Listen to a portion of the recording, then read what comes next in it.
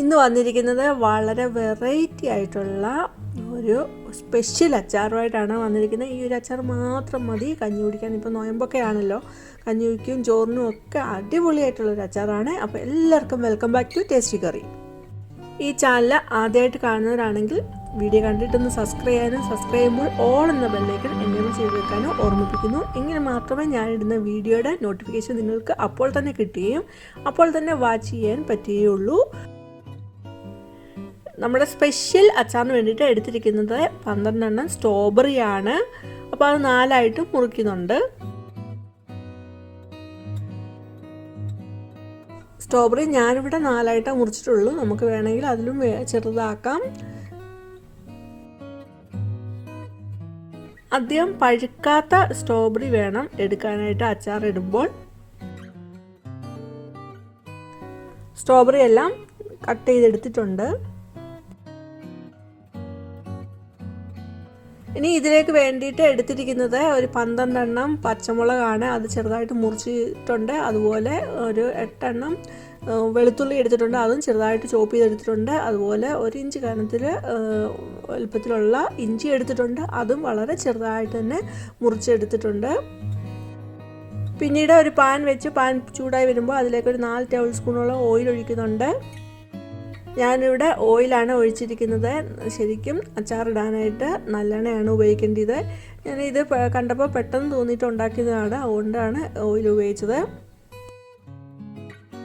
Oil ചൂടായി വന്നപ്പം കായത്തിൻ്റെ കട്ട ഇട്ട് കൊടുത്തു. എന്നിട്ട് അത് ഒന്ന് മൂപ്പിച്ചെടുക്കുന്നുണ്ട്. സാധാരണ ഞാൻ ഉപയോഗിക്കുന്ന കായത്തിൻ്റെ കട്ടയാണ്. അതുകൊണ്ട് കായത്തിൻ്റെ കട്ട ഉപയോഗിക്കുമ്പോൾ നമ്മൾ ആദ്യം ഓയിലിൽ നിന്ന് മൂപ്പിച്ചെടുക്കണം. എന്നിട്ട് വേണം പിന്നീട് അച്ചാറിൽ ചേർക്കാനായിട്ട്.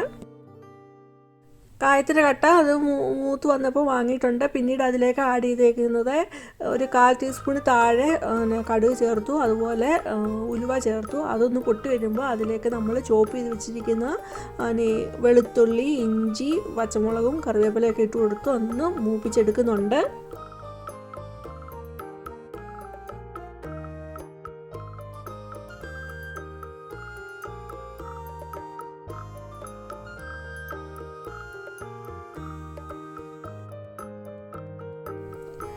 ഇഞ്ചിയും വെളുത്തുള്ളിയും പച്ചമുളകൊക്കെ ഒന്ന് മൂത്ത് വന്നപ്പോൾ അതിലേക്ക് 1/4 ടീസ്പൂണ് മഞ്ഞൾപ്പൊടി ഇട്ട് കൊടുക്കുന്നു. 1/4 ടീസ്പൂണ് ചില്ലി പൗഡറും കാശ്മീരി ചില്ലി പൗഡറും ഇട്ട് കൊടുക്കുന്നുണ്ട്.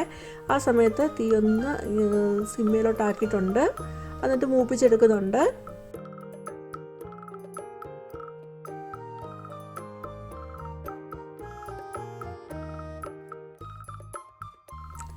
മഞ്ഞൾപ്പൊടിയും മുളക് പൊടിയൊക്കെ ഒന്ന് മൂത്ത് വരുമ്പോൾ അതിലേക്ക് ക്രഷ് ചെയ്ത് വെച്ചിരിക്കുന്ന കടുകും ഉലുവയുടെ ഉള്ള പൊടി ചേർത്ത് കൊടുത്ത് ഒന്ന് മൂപ്പിച്ചെടുക്കുന്നുണ്ട്. പിന്നീട് അതിലേക്ക് നമ്മൾ ചോപ്പ് ചെയ്ത് വെച്ചിരിക്കുന്ന സ്ട്രോബെറിയാണ് ഇട്ട് കൊടുത്തിരിക്കുന്നത്. അത് നന്നായിട്ട് ആ മസാലയിലും ഒന്ന് കോട്ട് ചെയ്തെടുക്കുന്നുണ്ട്.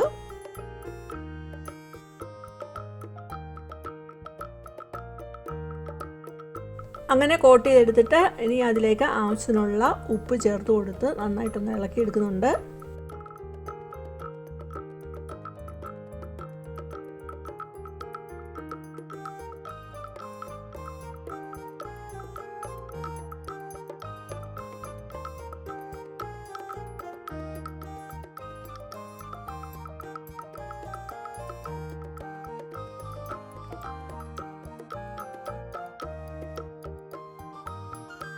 ഒരു 1/4 ടീസ്പൂൺ താഴെ ഉലുവയുടെ പൊടിയുടെ ചേർക്കുന്നുണ്ട്. അത് നന്നായിട്ട് ഒന്ന് മിക്സ് ചെയ്തെടുക്കുന്നുണ്ട്.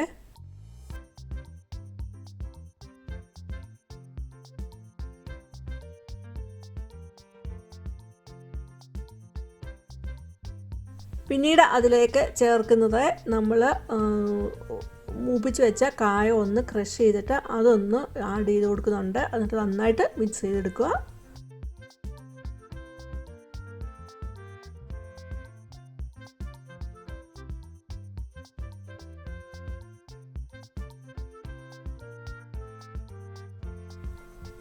ഇനി അതിലേക്ക് ചേർത്ത് കൊടുക്കുന്നത് വിനീഗറാണ്. 2 ടേബിൾ സ്പൂണോളം വിനീഗർ ഒഴിച്ച് കൊടുത്തിട്ട് നന്നായിട്ട് മിക്സ് ചെയ്തെടുക്കുന്നുണ്ട്.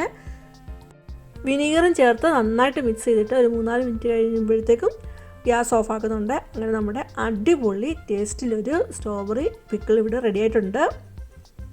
ഈ പിക്കിൾ റെസിപ്പി ഇഷ്ടമായെങ്കിൽ ഇതൊന്ന് ഉണ്ടാക്കി നോക്കുക. എന്നിട്ട് നിങ്ങളുടെ അഭിപ്രായങ്ങൾ പറയണം. അതുപോലെ ലൈക്ക് അടിക്കാനും ഷെയർ ചെയ്യാനും കമൻറ്റ് ചെയ്യാനും മറന്നു പോകരുത്. ആദ്യമായിട്ട് കാണുന്നവർ സബ്സ്ക്രൈബ് ചെയ്യുമ്പോൾ ഓൾ എന്ന ബെല്ലൈക്കണോട് ഒന്ന് എനേബിൾ ചെയ്ത് വെക്കുക. ഇനി വേറൊരു വീഡിയോ ആയിട്ട് വരുന്നവരെയും ബൈ. Thanks for watching.